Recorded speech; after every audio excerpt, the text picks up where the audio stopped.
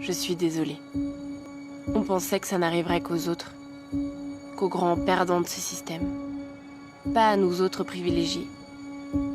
Et nous voilà, au même titre que le reste de l'humanité. Obligés de mettre notre monde sur pause, d'entrer consommateurs que nous sommes en hibernation forcée. Pour la première fois, on a décidé de ralentir cette course effrénée à la croissance, au nom de la vie. Nous sommes la première génération à vivre les conséquences du réchauffement climatique, et la dernière à pouvoir y faire quelque chose. Je suis désolée. Drôle de destin que celui de cette génération Y. Drôle de sentiment que de se battre pour une guerre qu'on n'a pas nous-mêmes déclarée. C'est vrai. Je suis désolée. On n'y est pour rien. On n'était pas là quand ils ont décidé de couper les arbres pour en faire des billets, de sacrifier la moitié des animaux marins en 40 ans pour quelques points de croissance, d'enfermer la nature dans des parcs et de parquer le vivant dans des eaux. On n'était pas là quand ils ont décidé de trouer la couche d'ozone pour sentir bon nez dessous de bras, quand ils ont vidé les océans pour y mettre du plastique. On n'était pas là quand ils ont décidé que ça valait le coup de condamner certains à la misère pour nos t-shirts à 1 € qu'on oublie au fond des placards, quand ils ont décidé que certains métiers valaient mieux que d'autres, que pour finir les fins de mois, il fallait mieux être designer ou start-upper que paysan, infirmier ou professeur.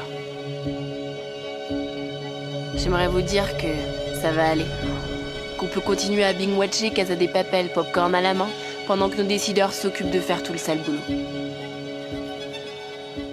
J'aimerais vous dire que la technologie sauvera le monde, que ces politiques en carton nous préparent autre chose qu'un avenir en porcelaine, que les grandes compagnies ont compris maintenant. Ça y est. Mais vous y croyez vraiment ?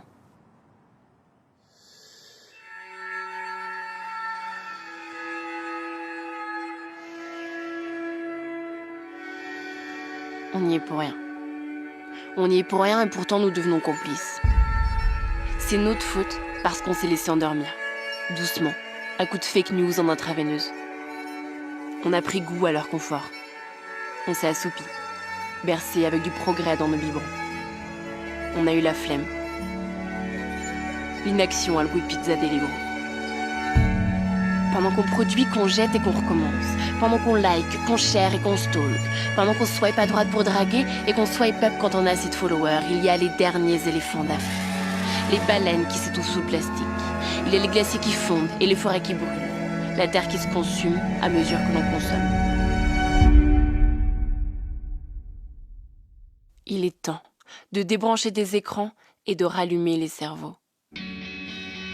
Comme à des enfants, on nous a raconté des histoires. On nous a dit qu'on était trop petits, que c'était déjà foutu. Montrons-leur qu'on a grandi. On nous dit à coups de tribunes, de pétitions, de tweets, que le monde d'après ne doit pas être un retour au monde d'avant, à la normale, parce que le normal ne marchait pas. Ce monde d'après, il nous appartient de le construire. Quand est-ce qu'on y va ? Qu'on ose envoyer tout balader ? Alors oui, il y a les États et leur inaction, les institutions et leurs sommets, les multinationales et leurs yeux fermés. Mais aujourd'hui, j'aimerais vous proposer quelque chose. Et si on ne les attendait pas ? Il va nous falloir du courage, de l'audace. Tant il va de soi qu'il est plus facile de crier au complot que de mettre les mains dans la terre.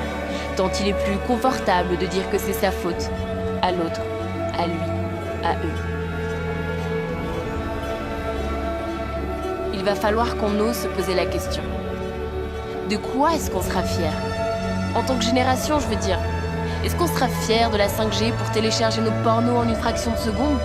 De nos cartes du monde à gratter et puiser d'avoir fait le Mexique, fait l'Inde, fait le Costa Rica. Est-ce qu'on sera fier du mascara waterproof ou des lunettes de réalité augmentée quand on devient aveugle à celles qu'on a sous les yeux ?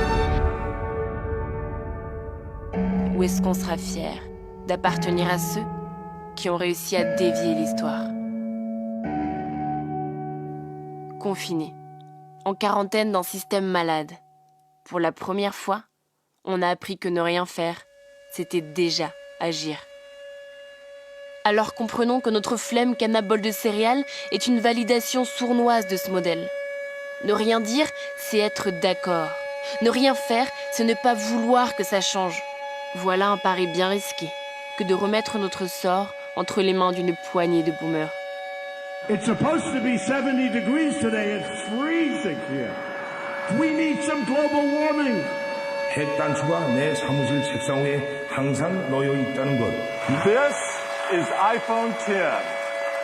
It is the biggest leap forward since the original iPhone. And to do that, the NSA specifically targets the communications of everyone. It ingests them by default. And that was a big mistake. And it was my mistake. And I'm sorry. À vous entendre, on devrait plonger dans la guerre civile, on devrait mettre des millions d'emplois en danger, si vous voulez, parce que l'apocalypse nous guette. Make our planet great again.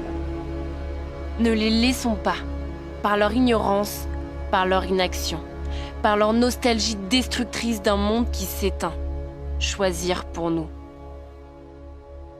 Ils ont déconfiné nos corps, il va falloir déconfiner notre flemme.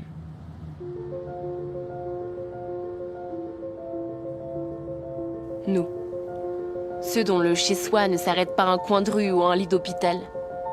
Nous les privilégiés. On a usé les coutures du canapé.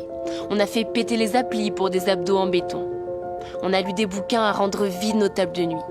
On a appris à faire du pain et à jouer de la guitare avec des tutos YouTube. On s'est fait des apéros pixelisés. On a enfin appelé nos grands-mères. On a laissé tomber les soutifs. On a appris à coudre des masques. Nous avons été des héros en pyjama. Nous avons sauvé des vies en pantoufles. Mais cette fois, il ne va pas s'agir de rester chez nous. Demain, il va nous falloir être encore plus courageux. Une nouvelle histoire nous attend dehors. Et croyez-moi, il va y avoir du boulot.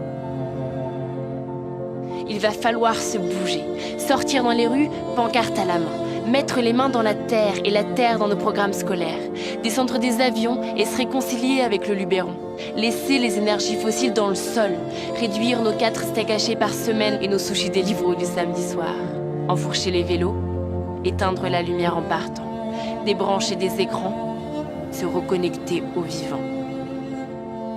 Il va nous falloir être une génération intranquille, consciente et indignée. Qu'on soit plus que quelques-uns à être écolo. Drôle de case dans laquelle on a rangé ceux qui amassaient la vie pour se battre pour elle. Sauver la planète, protéger l'environnement.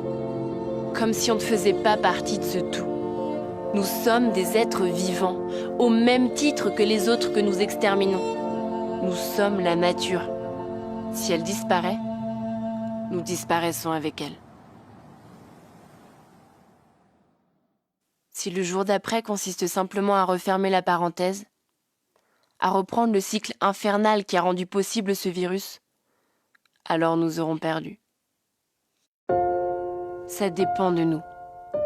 Il nous appartient de prendre ce moment pour donner tort à tous ceux qui nous pensent trop petits, trop tard, trop fous.